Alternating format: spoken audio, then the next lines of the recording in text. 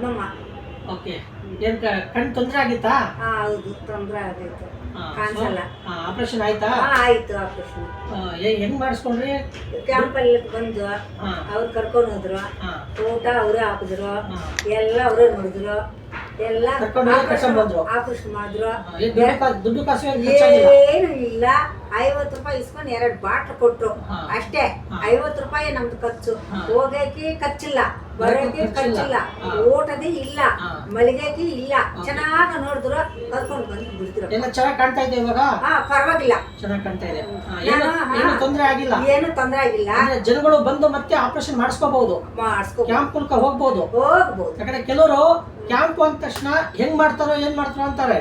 ಚೆನ್ನಾಗಿ ಅನುಕೂಲ ಆಗತ್ತೆ ಜನಗಳಿಗೆ. ಹೌದು, ನಿಮ್ಗೆ ಅನುಕೂಲ ಆಗಿದೆ? ನಮ್ಗೆ ಅನುಕೂಲ. ಯಾವ ಊರು ನಿಮ್ದು? ನಮ್ದು ನಾವು ಬಂದು 45 ವರ್ಷ ಆಯ್ತು ಇಲ್ಲಿ ಚಂದಾಪುರ ಬಂದಿದ್ದು. ನಮ್ದು ಆಂಧ್ರ. ನಮ್ಮ ಯಜಮಾನ್ರು ಕಾರ್ಪೆಂಟ್ ಕೆಲಸ ಮಾಡೋದು. ಆ ಕಾಲದಲ್ಲಿ ಇಲ್ಲಿ ನಿಸರ್ಗ ದುಷ್ಟಧಾಮದ ಕ್ಯಾಂಪ್ ಅಲ್ಲಿ ಮಾಡಿಸ್ಕೊಂಡ್ರಿ?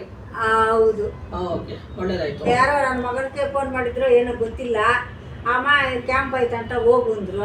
ಬಂದಿದ್ದು ನಾನು ಮಾಡಿಸ್ಕೊಂಡಲ್ಲ, 10 ದಿನಕ್ಕೆ ಮದುವೆ ಆಯ್ತು ಅಂದ್ರು. ಯಾರೋ ತೆಲುಗು ಮಾತಾಡಿದ್ರು. ಪರವಾಗಿಲ್ಲ, 10 ದಿನ ಮೇಲೆ ನೀವು ಹೋಗ್ಬೋದು, ಏನು ತೊಂದರೆ ಆಗಲ್ಲ, ಹೋಗಮ್ಮ ಅಂದ್ರು. ಹೋಗಿ ಮಾಡಿಸ್ಕೊಂಡು ಬಂದಿದ್ದು. ನನಗೇನು ತೊಂದರೆ ಇಲ್ಲ, ಚೆನ್ನಾಗೈತು. ಆಯ್ತಾ? ಸರಿ, ಆಯ್ತು.